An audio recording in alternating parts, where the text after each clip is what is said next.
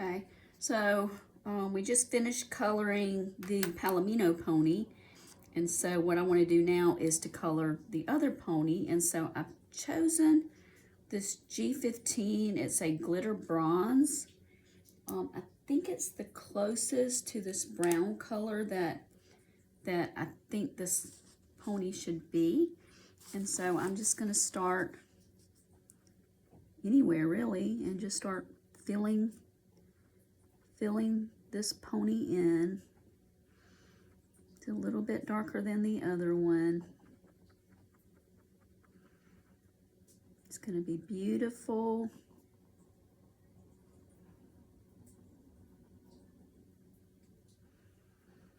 Actually, the day that we were riding ponies that I was telling you about on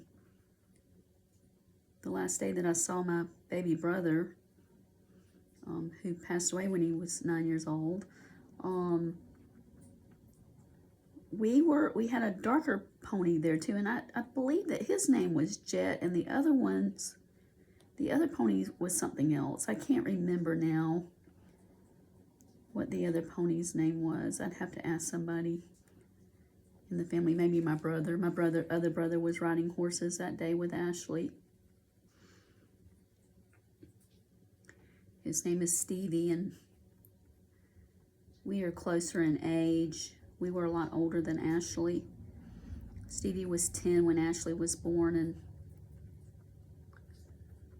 I was 13, well, 12 and a half.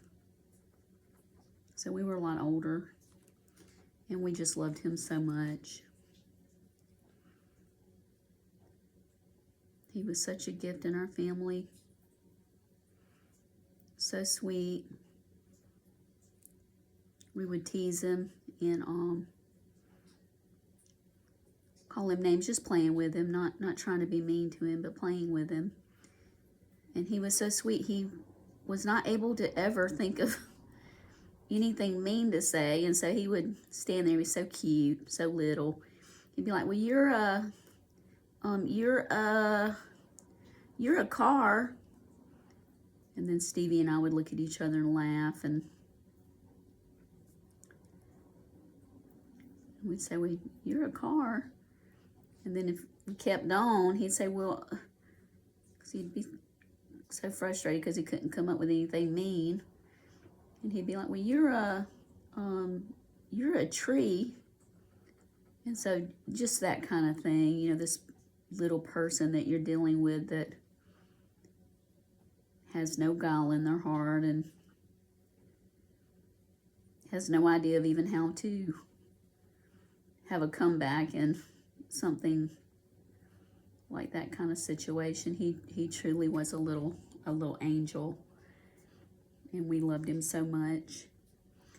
And so what I'm going to do here is just color this tail that's supposed to be darker, and I may go back and outline that a little bit because it looks like it's blending in too much with the other pony. The tail of the Palomino. Color that a little darker. So I may go back and get, maybe I do have one that's similar to a black in here. And then I'm going to color the mane.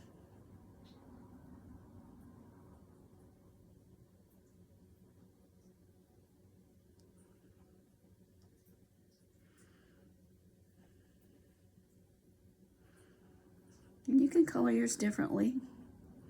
You can even color them a little differently than Kincaid colors or paints them. He paints. Mine's a little different too.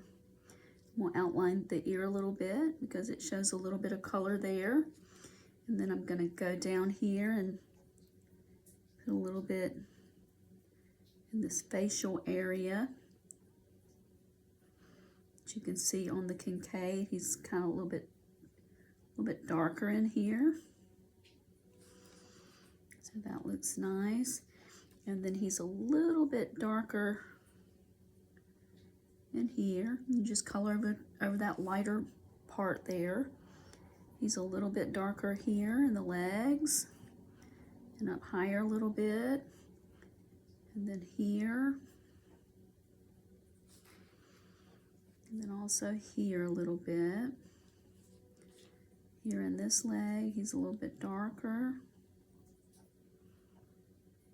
Okay, that just looks really nice there. Okay, and then on the darker horse, he has got a place here along his back where it looks like sunlight is hitting him.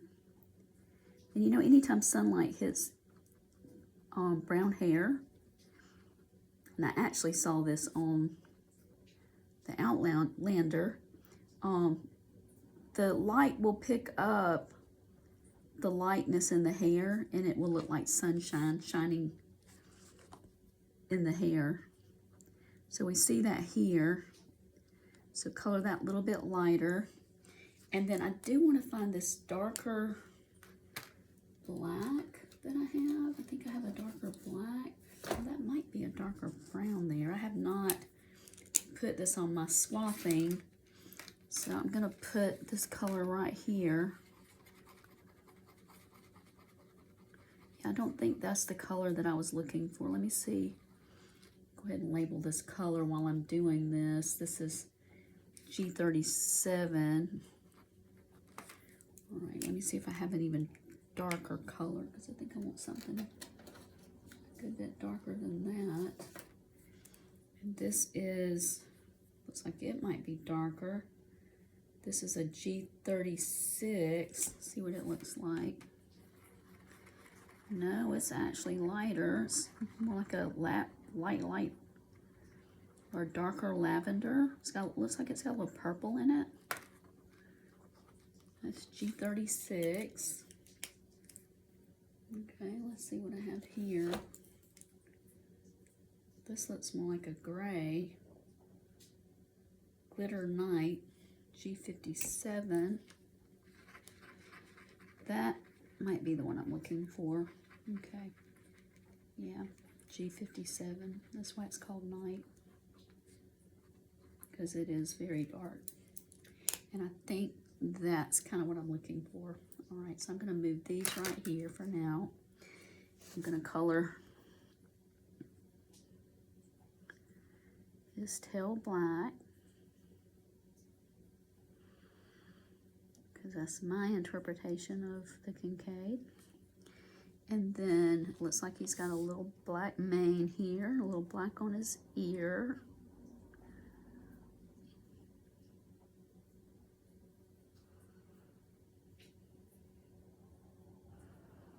I love this black, it's so pretty.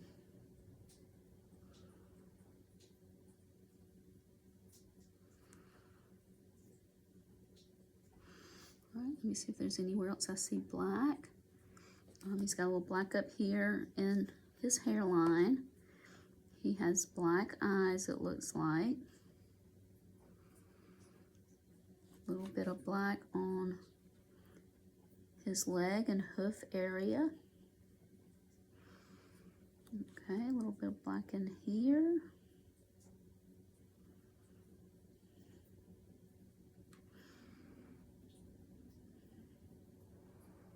Okay.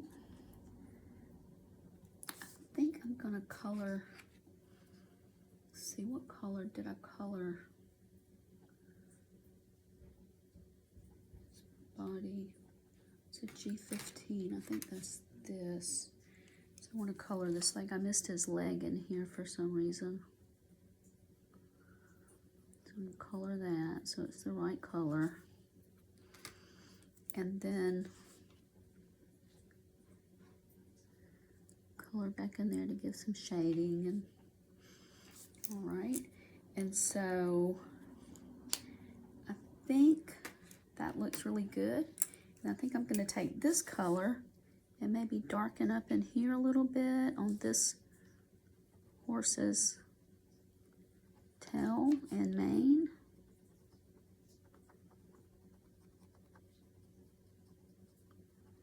Do that a little bit. I think that looks better. Kind of gives that a little gradation there. And then I'm looking to find a stone color. I think I'm going to do this G47. And that way I can start coloring these stones.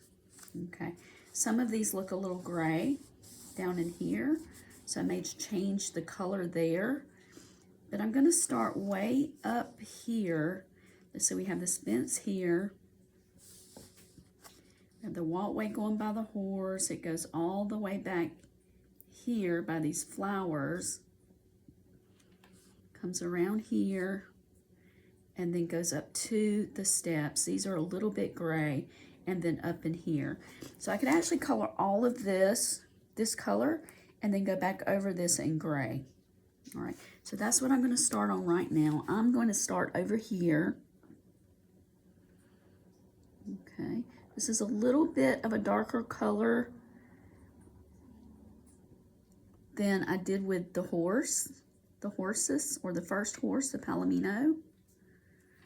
Just a little bit darker color here. So it gives it some difference there.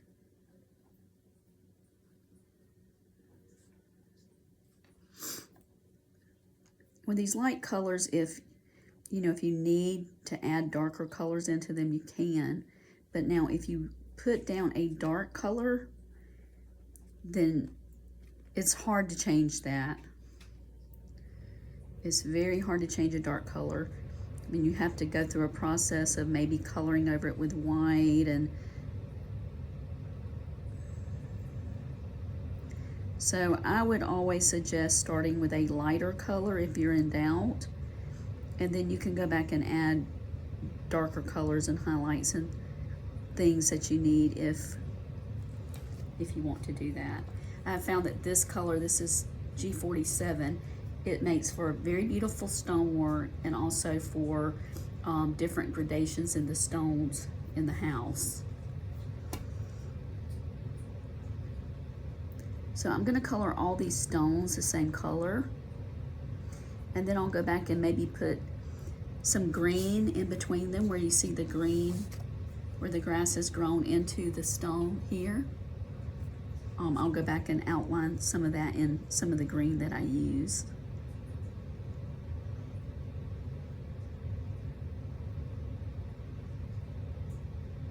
You can see where they put some of the lines in there to put in green, to put in the green. So they did some of that for us. The great thing about these too is they really also teach you how to draw. I like that. They just give you the lines where everything is. And if you like to draw cottages and landscapes and those kinds of things, which I do, I love to draw landscapes and seascapes.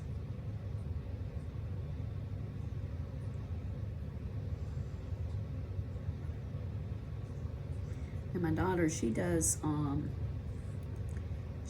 animal life and flowers, and she likes to draw those kinds of images. Everybody's different. That's why we have so many different artists, and they can give us so many different colorings and drawings that we can use for whatever our palette or taste in art might be. So you can see this stonework is working up pretty quickly.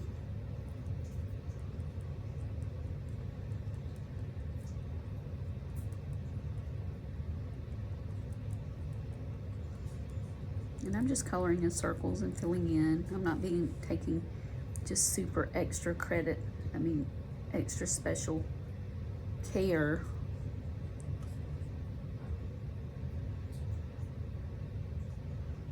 with what I'm doing. I mean, if you have to be afraid of every mistake you make in these, you would never even pick up the pen.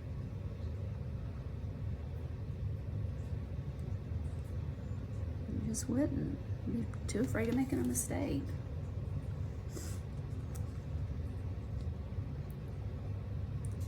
So I like the way this is turning out already.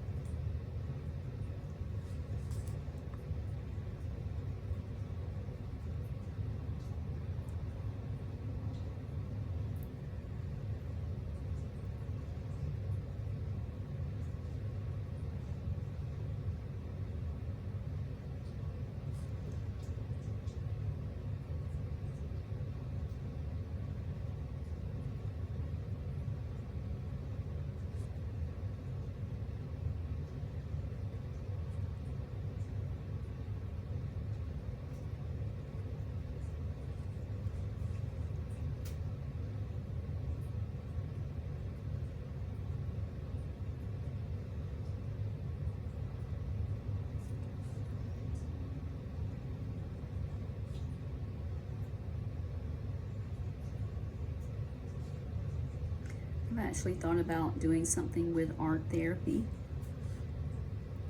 since I lost my son, and art therapy has been such a comfort for me. Many, many, many hours of just being engrossed in the colors and the designs and the artist and those kinds of things. I've been teaching English for a long, long time, 24 years. And actually a little before that, because I was also tutoring English while I was in college. And English and writing is also a form of therapy. I think I talked about that the last time in the last video that I did, how my students do free writes and focus free writes on dreams and family and life and all those kinds of things. And so, you know, when we're journaling, just like when we're doing a color piece, we're pretty much engrossed in that moment of whatever those thoughts are that we're trying to get down on paper. And then my students also do humanitarian projects, and they do their humanitarian projects on child abuse and domestic abuse and elderly abuse and pet abuse, water relief efforts to those who don't have clean water, homelessness, FGM, sex slave trafficking, just anything where we might find that there are people who, you know, they're in need, they're suffering in some way. And so I teach them how to do the research, and they look up all of the research, and then they summarize what these writers, these researchers have to say, and pull out statistics and success stories and victim stories, and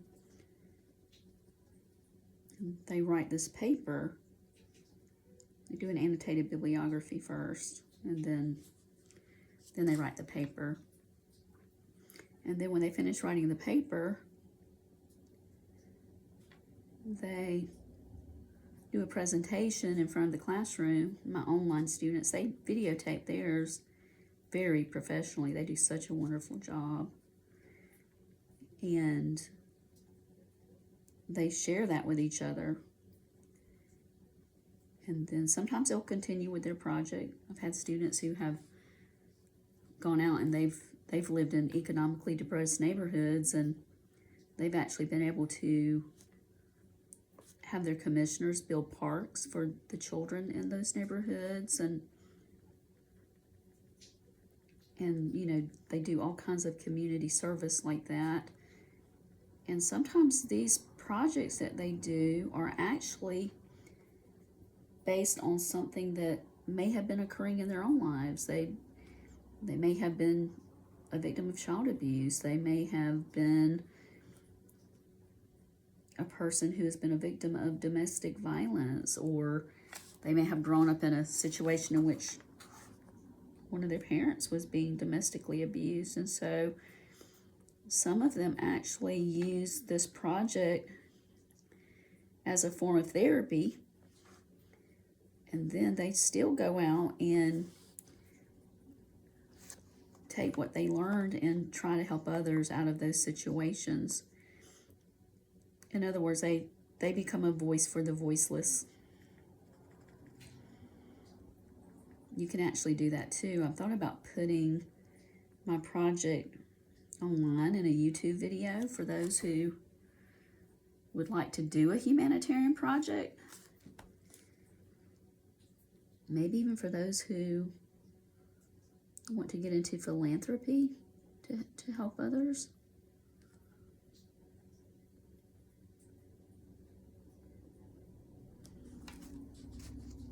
That's what Rihanna does. You can look one of her videos up online.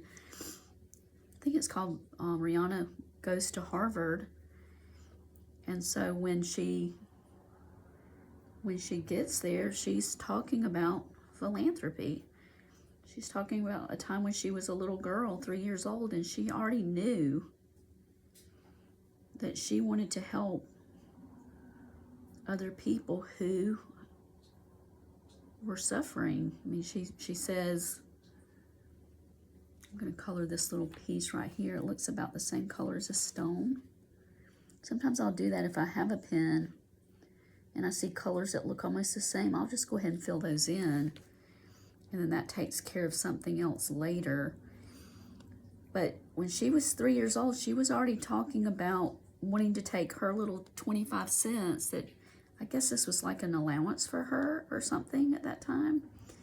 And she was already talking about wanting to take her little 25 cents and how many she could save up to give to someone else, to help someone else. And I mean, that's such a wonderful thing for a little tiny child to already know that she wants to help other people. And so this stone here looks very similar to this stone here. And so I'm just going to go ahead and color that in. Like I say, if I see anything that looks about the same color, I can't match these colors perfectly. I wish I could. But if I see anything that looks similar, I can go ahead and color that in, and that's a little piece done. These are like puzzles.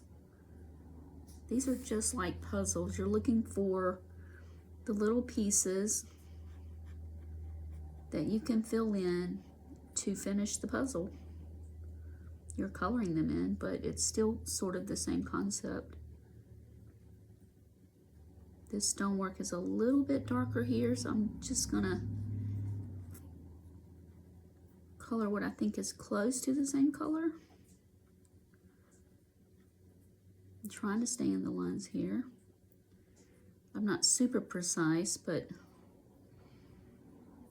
I mean, I want to be as precise as I can. Okay, so I'll just do that like that for now. This looks about the same color. There's some darker accents in here. Some of these lines in here are going to be this color. Some of these lighter stone lines, and then you have the darker stones in there. So I'm going to work on that part a little bit later. So we'll put the cap on this pen. All right, and now I think that I want to put some of this green down. This green will be like the sky. Once you start putting the green down, it's going to fill in very quickly. And so I think that the green that I want to start with might be, I don't know if I want this green or this green. I've been struggling with that for the past few minutes, trying to figure out. This green is a green that really pops off the page. This green might be closer to the color that's used here. So I think that I might start with this green, and then if I want a darker green, I can probably go back to this green. But I think I'm going to start with this G32. And so I have some of my colors already, my greens already pulled out here. So this is my G32. And I'm just going to start putting this down and just see what happens here. See how it starts shaping up. Now, I will say that you do want to give sometimes this a little bit of time to dry. And that way you're not really risking the smearing of the colors. But I'm going to pull my fingers over this way so that I'm not really on that. I'm going to push my bracelets back a little bit. My bracelets, my daughter made this one. We do a little bit of jewelry making. We're not professionals by any means. But she made this one. It says Jesus. And then my granddaughter made this one after my son died, who is her father. And she has DLF, which would be the initials of his name. And so she made that and gave that to me right after he passed away. So I wear these a lot together because it's taking Jesus to help me get through it, And then of course this brings my son close to my heart. So I'm just going to push those back a little bit so that they're not sort of rubbing while I'm coloring. I'm going to mash this down, checking to see if you can still see what I'm doing. And then I'm going to start coloring in these lines. Try not to mix this green into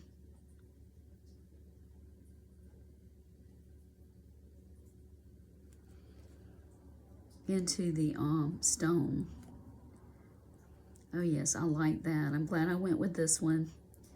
It's kind of light, like the grass that he has.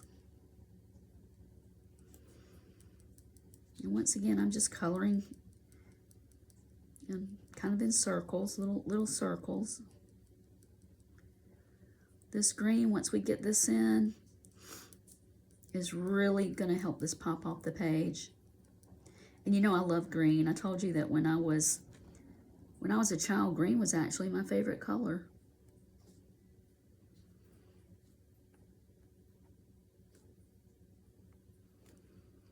That has kind of changed to pink, like roses and those kind of colors.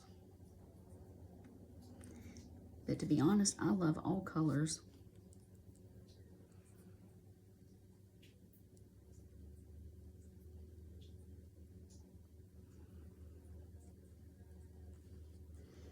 So yes, that's looking really beautiful.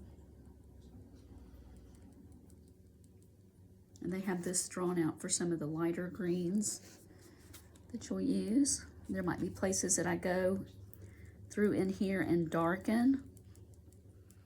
Like if I see accents, once I get this color laid down, I'll go in and darken some of the edges with a darker green glitter pen.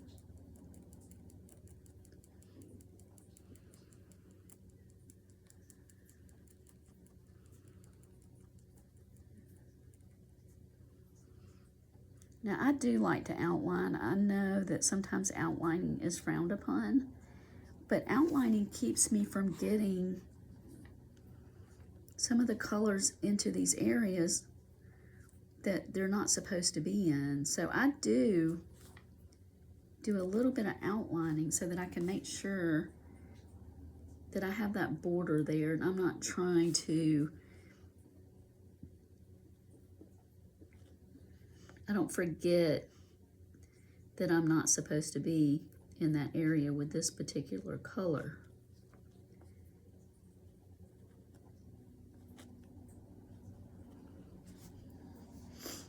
It just helps me keep from doing that.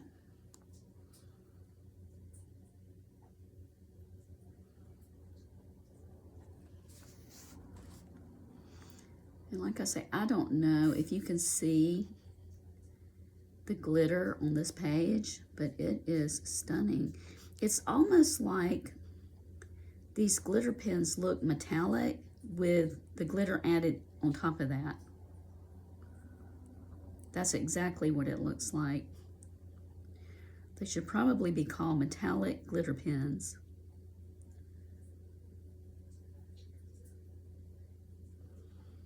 Oh yeah, this is working out nice. Just beautiful. I can't wait to have some of these, or I can hardly wait. Let me say that correctly. I can hardly wait to have some of these enlarged and put on posters at Walgreens. And then I'll go back over them once I have them. We'll try one with that Mod Podge. Try one with the Mod Podge and see if I can get it to be super glittery like it is when I do it in the book. Now, if you notice when I color this, I leave my edge. I leave an edge like a little bit like a picture frame would be. You may not want to do that, but to me, that's where the picture ends. And if you notice, they do it here too. So I kind of like leaving that edge there.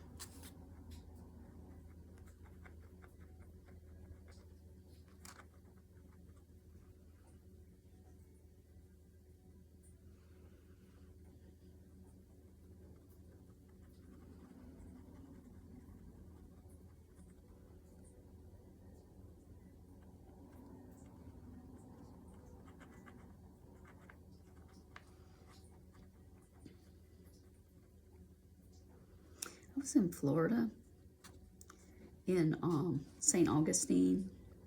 I love St. Augustine, by the way. It's just so beautiful there. And so I was in St. Augustine, and we stumbled on a little Kincaid shop down in the back where all of the tourists and I'm thinking maybe even the locals go, behind where all of the restaurants are. And there was a Kincaid shop back there, and there were just a plethora of Kincaid original paintings. And I believe that this was before he unfortunately passed away within the past few years, but you know, he was still alive. We didn't get to see him there, but there were some original, in fact, the whole shop was original paintings that he had done.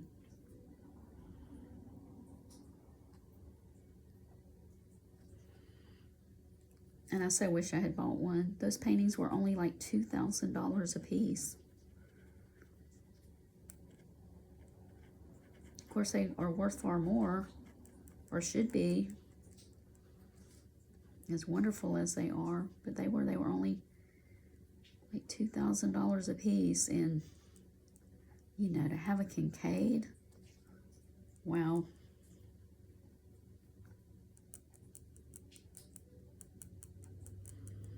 So I'm not being super fancy filling this in here. It's gonna all blend out, okay? So you can see how pretty that is. And then I'm gonna drop down here. All this is supposed to be a lighter green to reflect the light. So I'm gonna do the same thing here. I'm gonna outline it. This is supposed to be that lighter green where the sun's shine. Uh-oh, I went over that, but that's okay. Where the sunlight is coming through. And then here, this will be a lighter green when I come back and put that in. But that's just lovely. I love that color. I'm glad that I chose that. All right, and then I'm gonna start doing the same thing here. I'm gonna fill all of this in. I'm gonna outline it a little bit, or maybe a lot. It looks like I'm outlining it here a lot, and I am, because I just do not want to go over where I'm not supposed to be, and that sort of gives me that border and that guideline that I need. Everybody may not need that, but I do.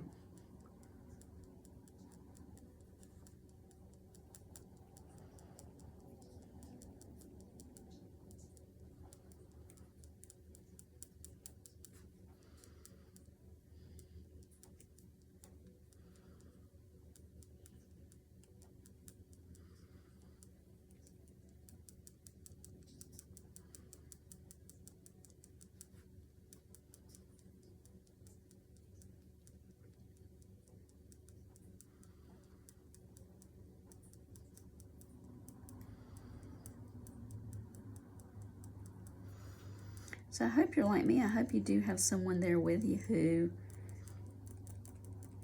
you know, likes to color and do art and talk with you about art and all those kinds of things. I have my daughter, and she's just a great source of comfort for me.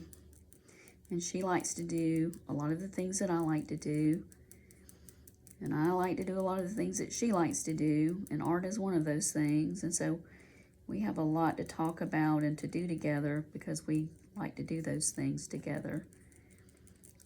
But if you don't, you can always come color with us.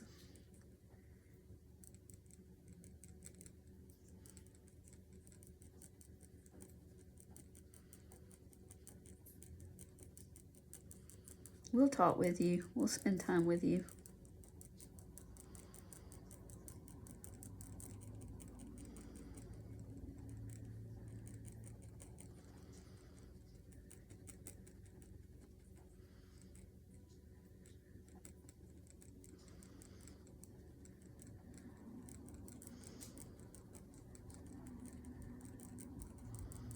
Now I'm kind of going up and down a little bit here, and if you notice, one of the things that's nice about this is you kind of get that grass texture look when you just sort of go around, sort of make circles and go up and down a little bit. You get those gradations of what grass might really look like.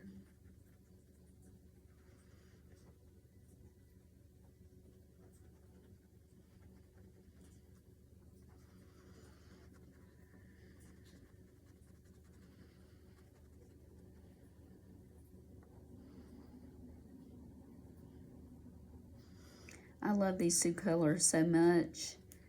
These Sue gel pens that I just bought my daughter a set for her birthday. Her birthday was yesterday, September 13th.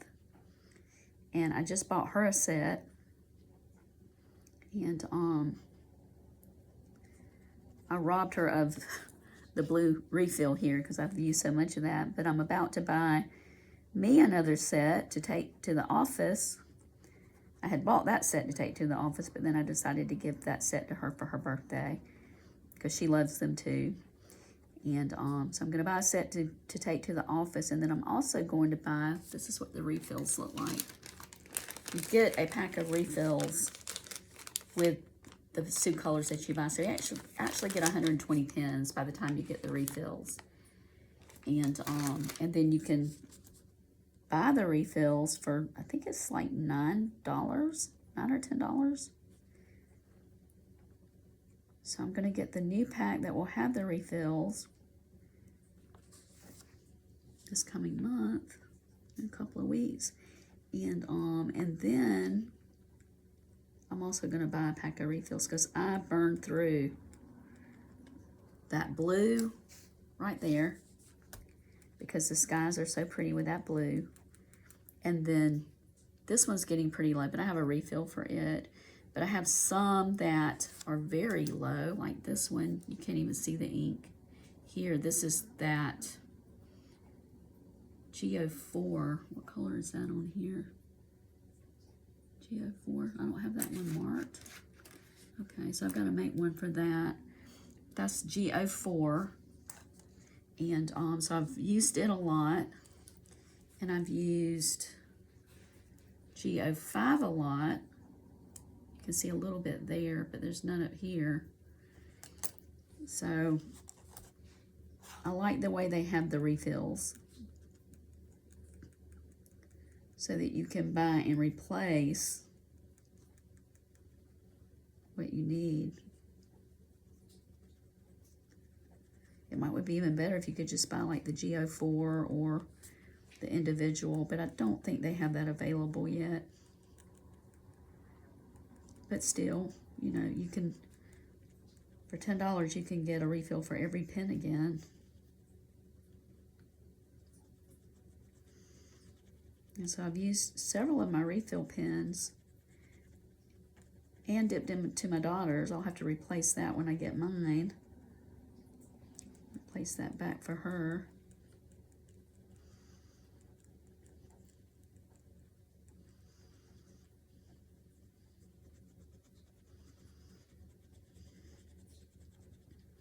Another surprising find that I found at Walgreens, and we love these so much, we keep buying them out of stock, but they have a watercolor marker. My daughter uses it with the watercolors a lot. Now I just use it to paint the pictures that I do. I don't actually use the watercolor part of it a lot, but I mean, they lay down so much beautiful color, and they're just watercolor markers that we picked up there, and they're so bright and so beautiful.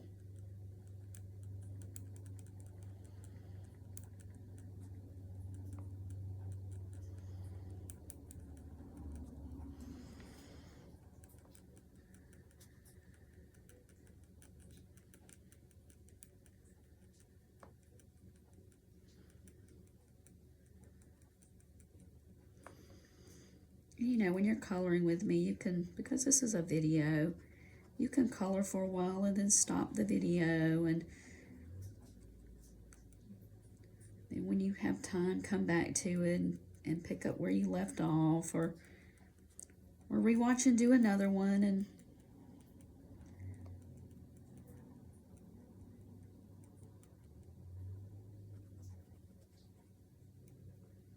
you can even turn me down if you get tired of of hearing the talking. All right. I haven't decided if this is grass. I guess this is, I don't know if that's grass or stone. I think I'm gonna color that like stone, because it looks like in the picture this runs off the page. So I believe that's stone, and then I believe the grass picks up right here. So I'll go back and get my stone colored pencil, and then this I'm going to outline again.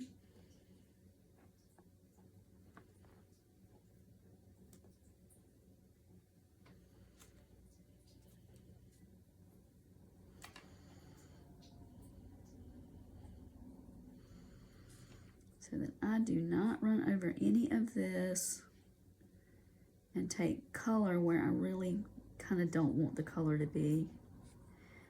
Do it around the horse, because I don't want, you know, we don't want green on the horse.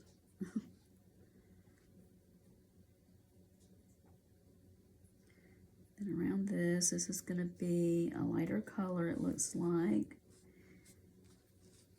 Okay, and then I'm going to outline the horse here, here, and here.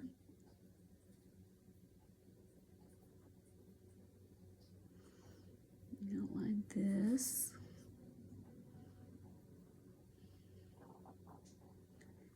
Here. Completely around the horse so I can color in there. Around this little part that's supposed to be white.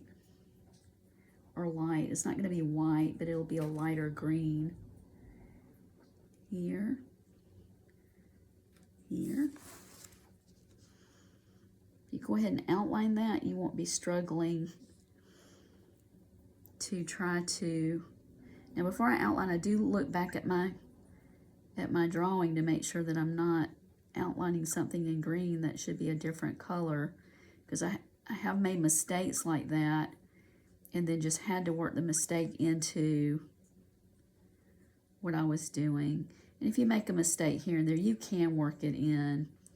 But if you don't have to make a mistake, you know, just by looking and kind of being sure of where you want to outline this, is going to make it a lot better for you. Okay, so that's outlined. And then here, I'm going to outline this. I'm going to outline here and just go all around the edges. These are going to be beautiful flowers.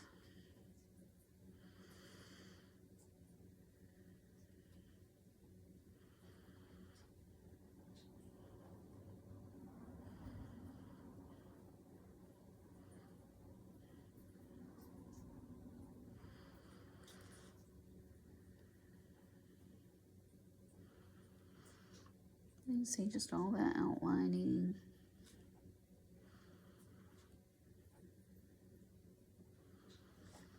And once you get all that green colored in, you're going to have a lot done. I like to do these big, expansive colors most of the time first. Because I can look at it and then see, you know, there's a lot done there on that one.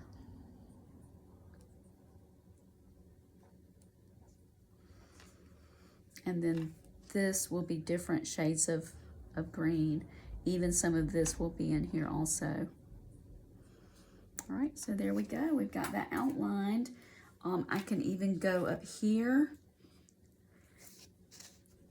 I see that there's going to be some green up here. There might be shades of this and maybe some darker shades of green in here.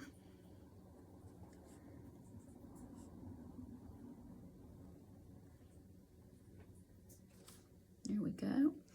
And then over here, I have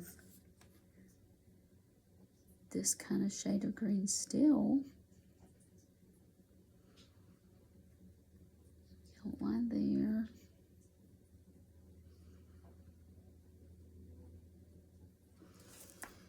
There we go. I've got a lot of that outline now. And I'll go out and darken in some of these spaces. So what I would do is just start here, color all this in.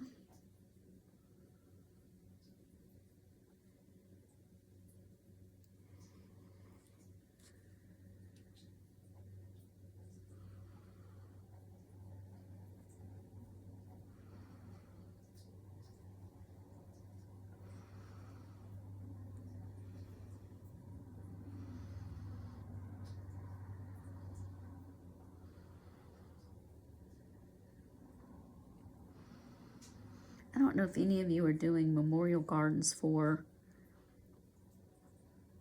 people that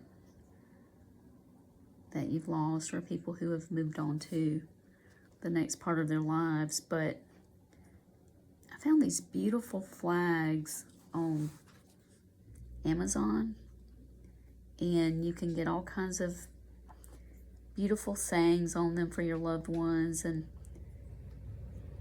you can have their photos put onto these flags. And so I bought several of those when my son passed away, and a little bit after he passed away, because I was looking, you know, for tangible things that I could hold on to of him. And so I found my favorite photo of him and found the saying that I wanted on the flags that I chose. And so I put one in his memorial garden, and then I put one at the gravesite for him, and then I put one in the house so that I would have one inside in my bedroom. When I go in there, I have a chest of drawers that I have some things that I had given him that I was able to get from his office. He had some of the presents that I had given him for his birthday sitting on his office desk, which of course warmed my heart, because you know, I didn't know he had them sitting on his office desk. I had told him that they would be nice in his office, and so he had them in there, and had a little sailboat, you know, a ship in a bottle. And then I had given him a world globe because he traveled all over the world giving speeches about medical research. And so he had a ship in the bottle, and he had a world globe that I had given to him.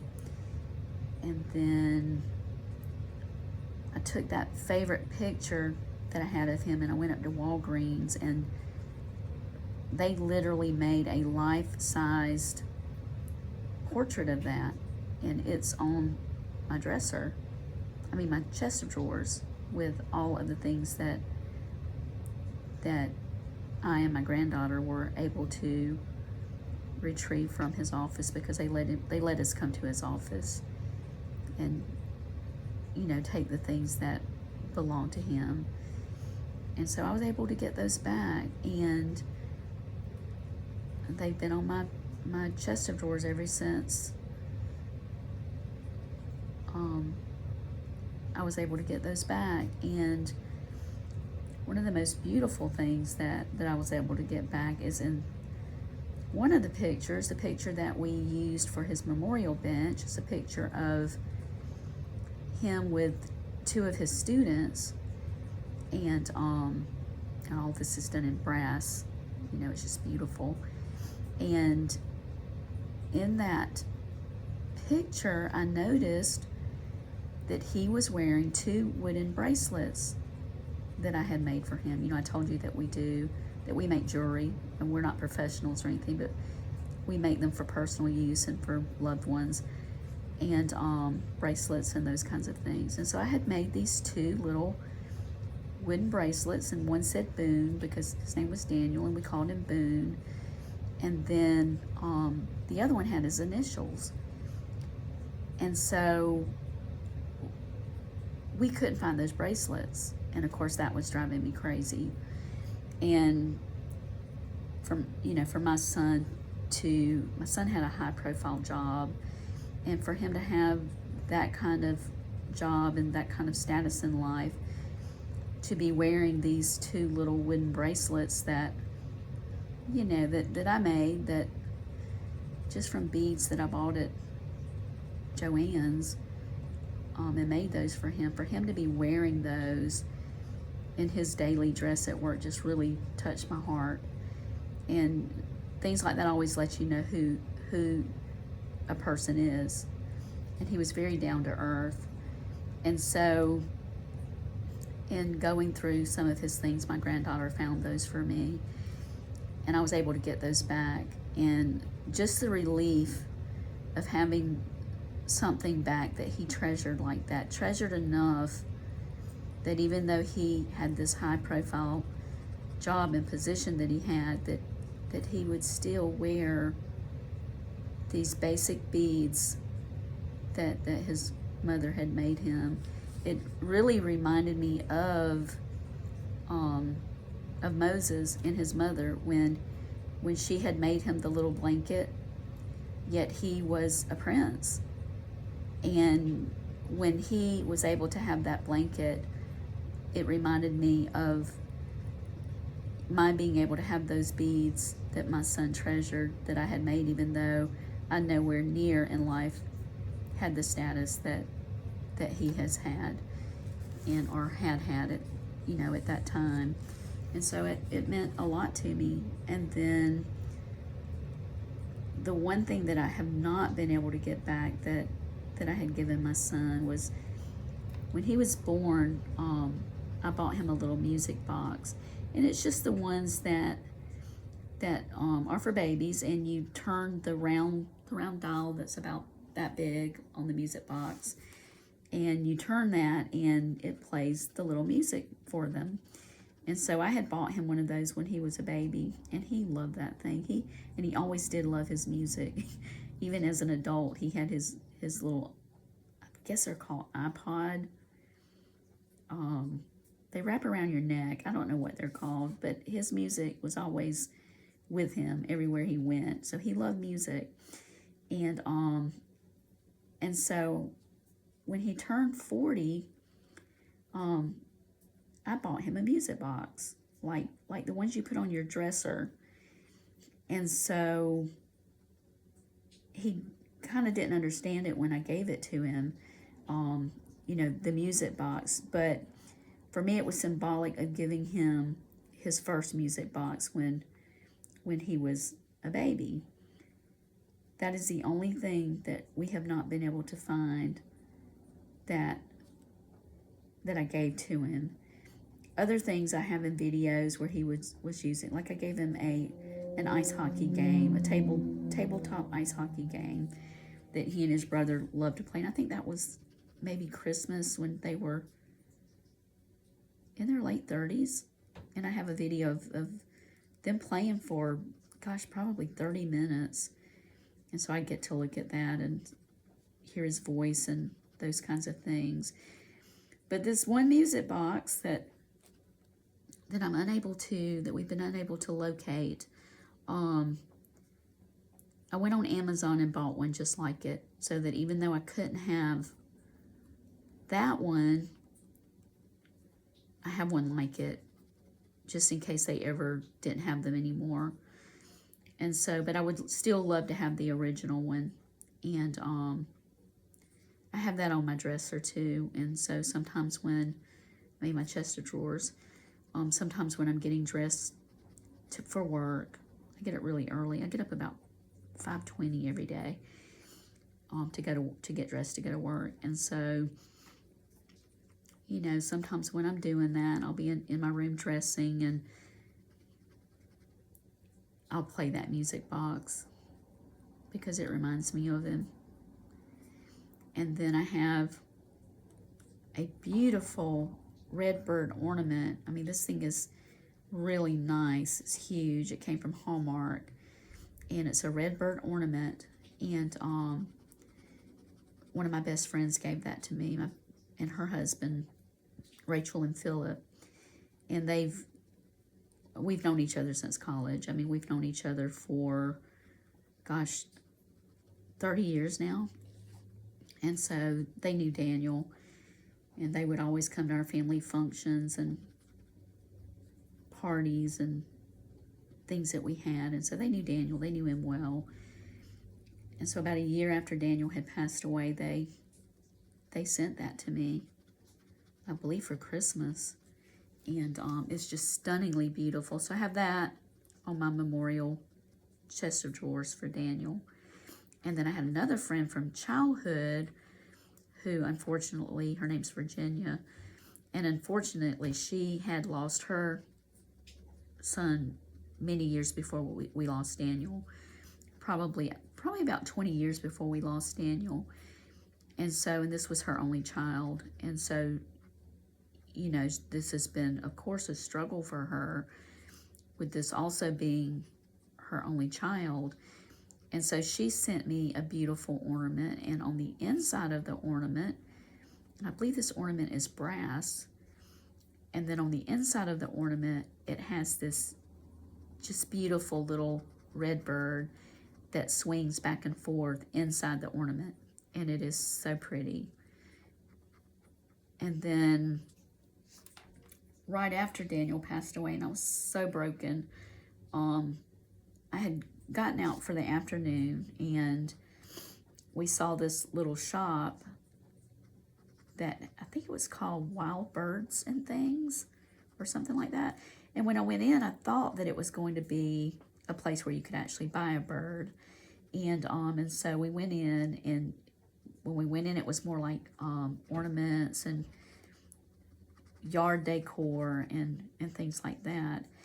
And so I didn't have a lot of money that day. And when I went up to the front, I was talking to the proprietor. I told her that we would be back in, that, you know, we would be back in to shop and possibly make a few purchases. And she said that was fine. And somehow it came up, you know, that Daniel had passed away. And she was so moved by that. And she had these little tiny birds, these little tiny red birds and bluebirds. And she picked up one of the little red birds. I mean, this thing is only like maybe 1 inch by 1 inch. It's so tiny. And she picked one of those up in a little card, and she gave that to me. And I have that on my chest of drawers also.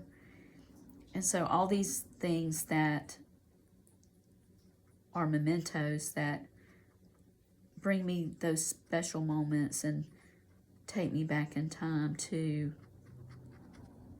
my baby that's not here anymore. So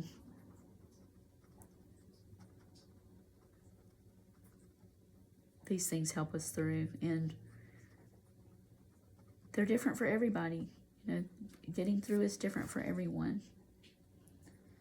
Okay, so you can see I have all of this grass filled in. So for this session, we did the stone walkway, and up in here, we finished up this Palomino horse, we finished the brown horse, and then we completed all of this green grass area.